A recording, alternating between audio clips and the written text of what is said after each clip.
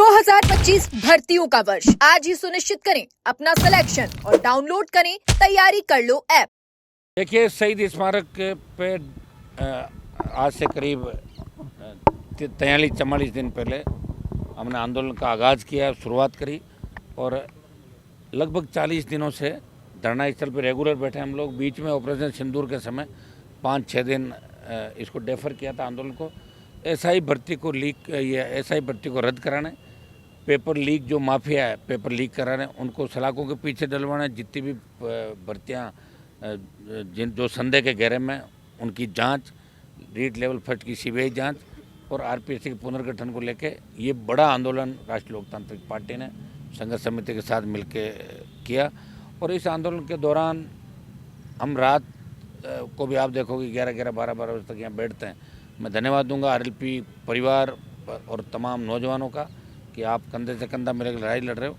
और इस गर्मी के अंदर एक बड़ा गिरफ्तारी का कार्यक्रम था जिसमें 100 के लगभग जवानों ने जेल यात्रा की, गिरफ्तारी दी।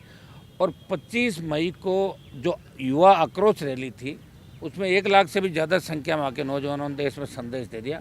अब राजस्थान का नौजवान चुप नहीं बैठेगा। भजनलाल जी, अब आपको भर्तियाँ रद्द करनी होगी। जो कमिटमेंट आपने चुनाव से पहले किए थे, आपके नेताओं ने बड़े बड़े पोस्टर होर्डिंग लगाए थे ऊंचे हाथ करके, अब वो वक्त आ गया कि आपकी कथनी और करने के अंदर अंतर जो आपने कहा है वो कर दिखाएं। आखिर कौन सी मजबूरी है जिसकी वजह से भजनलाल सरकार पेपर लीक के गुनहगारों को पकड़ नहीं रही, बड़े मगरमच्छ नहीं पकड़ रही, एसआई भर्ती रद्द नहीं करी और आरपीएससी का पुनर्गठन नहीं करी। मैं उन तमाम नेताओं से भी पूछना चाहता हूँ जो बड़े बड़े डींगे हाँकते थे, कभी तो मानेसर गए थे अपनी पार्टी के खिलाफ, कभी अजमेर गए थे, वो नेता जो यहाँ ले जाकर बैठ गए, इनको बीच मझदार में छोड़ के चले गए, उनको भी पूछना चाहता हूँ सत्ता का अगर इतना ही मोह है तो फिर बच्चों को गलत रास्ते पे क्यों बिठाया। मैं लगातार इनके साथ हूँ और सरकार ने हमें आश्वासन दिया था 25 तारीख को जब आक्रोश रैली थी कि भाई हम इस मामले में जल्दी कुछ फैसला लेंगे। और हम अब अगला कदम हमारा क्या होगा, 3-4 रास्ते हमारे पास। एक तो दिल्ली कूच का जंतर मंतर पे और रेलवे ट्रैक, हाईवे, या इसको और बड़ा रूप कैसे दे सकें। एक बार सरकार ये नहीं सोचेंगे हमने उस दिन लॉ एंड ऑर्डर नहीं बिगड़ने दिया और चुपचाप चले गए, इसका मतलब ये नहीं है कि हम रुक गए। ये आंदोलन और तेज होगा और सरकार की ईंट से ईंट बजा देंगे। अब राजस्थान का नौजवान किसी पार्टी के बेकाम में नहीं आएगा। इन्होंने देख लिया कि कांग्रेस बीजेपी ने किस तरह मिलकर राजस्थान को लूटा, बर्बाद किया और इसका बदला राजस्थान का नौजवान लेगा। जिस तरह पकड़े जा रहे हैं रोज़, आप देखिए सुप्रीम कोर्ट में जिस तरह एसआई ट्रेनी बच्चे उनकी जमानत हो रही है और एसओजी वकील खड़ा नहीं कर पा रही है। सरकार अपना जो एडवोकेट जनरल होता है या सुप्रीम कोर्ट में जो स्टेट की पैरवी करता है वो खड़े ही नहीं हो रहे हैं और बेल मिल रही। इसका मतलब सरकार कहीं न कहीं इस पर पर्दा डालने का प्रयास करी। पर्दे के पीछे निश्चित रूप से बीजेपी के कई नेता हैं जो अपने कई चेतों को बचाने के लिए इस भर्ती को रद्द नहीं करवाना चाहते। जो पहले तो ये कह रहे थे भर्ती रद्द हो और अब अपने बयानों से बदल गए, तो उन नेताओं पर भी उंगली उठ रही है कि आखिर अब क्या हो गया कि आप भर्ती रद्द कराने के पक्ष में नहीं हो। आप कह रहे हो साहब कुछ निर्दोष लोग, वो तो हमेशा ही होता है, हमेशा ही निर्दोष तो तकलीफ में रही जब संख्या ज़्यादा हो जाती है। सुप्रीम कोर्ट भी कहता है कि 30 से 40-45% अगर फर्जीवाड़ा हो तो भर्ती को रद्द कर दो। तो है ही वो तो 500 एसओजी कह रही है, तो 500 का मतलब कि 859 में 500 कितने होते हैं अंदाज लगा लो। तो 50% ज़्यादा फर्जी हो गए, तो भर्ती रद्द कराने की हम मांग कर रहे हैं और ये और आंदोलन जोर पकड़ेगा और तेज होगा आंदोलन। बाबा को इनवाइट देने को लेकर बाबा ने ये पलटवार किया है कि मैं पार्टी के प्रति निष्ठावान हूँ, पहले पार्टी से निकाला जा चुका हूँ, लेकिन अब मैं सत्ता के और कुर्सी के लिए किसी के साथ नहीं मिलूंगा। क्या आपने बाबा को इनवाइट किया था रैली में आने को लेकर? हाँ, पलटवार किया। बाबा ने कहा कि मैं पार्टी के प्रति निष्ठावान हूँ, पहले निकाला जा चुका हूँ, लेकिन मैं एक सत्ता और कुर्सी के लिए किसी से समझौता नहीं करूँगा। तो यहाँ कौन सी सत्ता और कुर्सी अभी कौन दे रहा है उनको? यहाँ आप भी जाएं तो कौन सी कुर्सी कौन देगा उनको? ज़बरदस्ती वो तो खुद ही बना रहे हैं अपने। किसने कहा उनको? यहाँ धरने पर आए तब मैंने कहा रैली पर आ जाना, मैंने थोड़ी बुलाया था धरने पर। वो मेरी अनुपस्थिति में धरने में आए, मैंने नहीं बुलाया। मेरी अनुपस्थिति में धरने पर आए और मैंने बुलाया जब नहीं आए। वो यही संदेश देना चाहिए चाहते थे कि क्या पता भर्ती रद्द हो जाए तो कहीं मैं पीछे नहीं रह जाऊँ क्रेडिट में, कहीं हनुमान को अकेले को नहीं मिल जाए। इसलिए मैं कह रहा हूँ मैं आया था धरने पर। हो सकता है उनके 1-2 समर्थक यहाँ होंगे, कोई न कोई कह दो बाबा जी आप आ जाओ, हनुमान जी नहीं तब तक फोटो खिंचा के चले जाओ। है उस चीज़ में तो मास्टरी डॉक्टर साहब की शुरू से, वो तो हमसे सीनियर है ना 25 साल भाई। उन तो काम ही यही किया जीवन भर। इसको लेकर भी मैंने पूछा क्या हाँ। वहाँ पर सियासी संदेश अच्छा, वो कौन सी अभी बताओ, खाद का जो काम कर रहे हैं किसके खिलाफ कर रहे हैं? भजन लाल के खिलाफ कर रहे हैं, खुद के खिलाफ कर रहे हैं, या इसका कोई भविष्य भी है जो वो कर रहे हैं?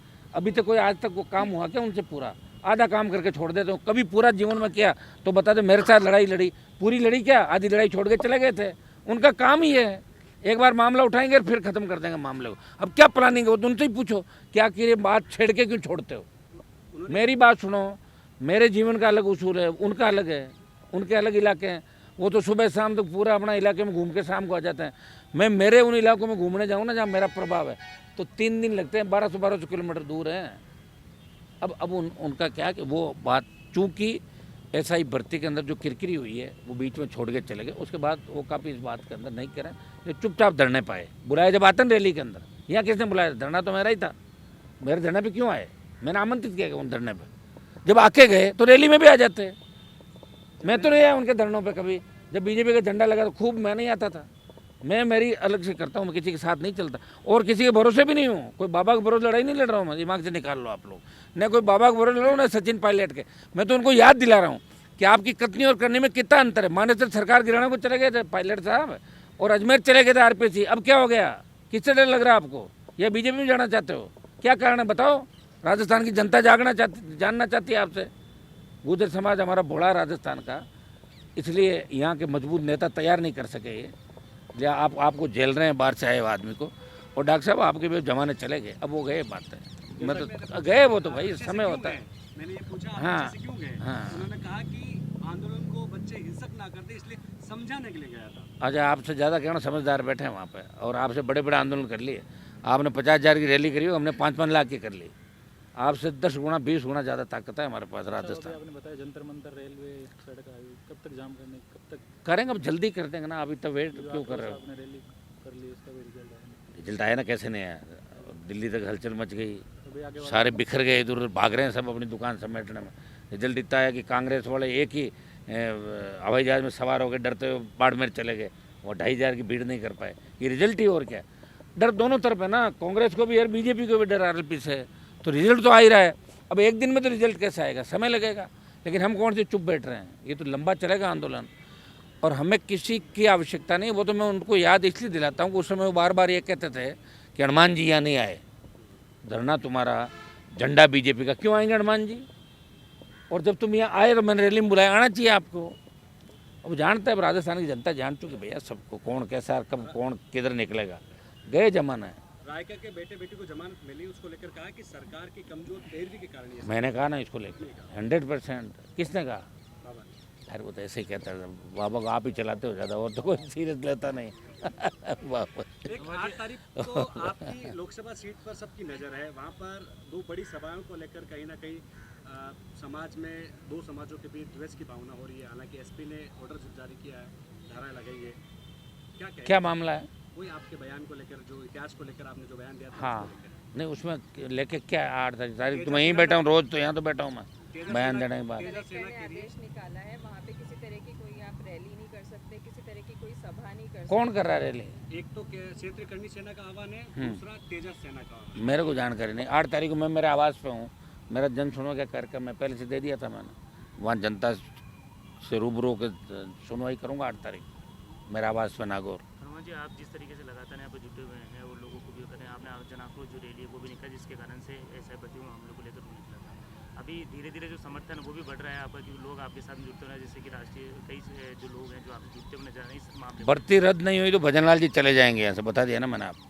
अच्छा सर, कल यूडीएच मंत्री ने बयान दिया है कि हमने अपना पक्ष हाईकोर्ट में रख दिया। अगर ये भर्ती रद्द हुई तो जो बच्चे थे उनके साथ में नाइंसाफी होगी, क्या होगी? यूडीएच मंत्री ने कहाँ रख दिया? उसका क्या लेना देना? वो कौन सी कमेटी में? ऐसे ही दे दिया होगा, तो आप ले लिया होगा उनका, चलते रहा चलते। उनको ध्यान उप समिति में है ही नहीं, वो कहाँ से रख दिया? और वो बयान देने के लिए ऑथेंटिक ही नहीं है, कैसे दे सकता बयान? हर कोई बयान नहीं दे सकता। सरकार क्या करेगी क्या नहीं करेगी, वो सरकार की तरफ से तो जोगाराम बयान देता है। न्याय और कानून, जिसकी पोती नकल करते हुए पकड़ी गई, जब नकल का ठेका जोगाराम का, तो वो बीच में कहाँ से आ गया? पूरा काम इसको दे रखा जोगाराम को, वही बोल सकता है इस पर। और इनके बोलने से क्या हो जाएगा साहब? अब नहीं चलेगा मामला। तो दिल्ली जिस दिन कूच हो गया भजन लाल जी के, पता ही नहीं चलेगा कहाँ गए भजन लाल जी। कूच छोटे थोड़े होंगे, 1 लाख की तादाद में होगा कूच।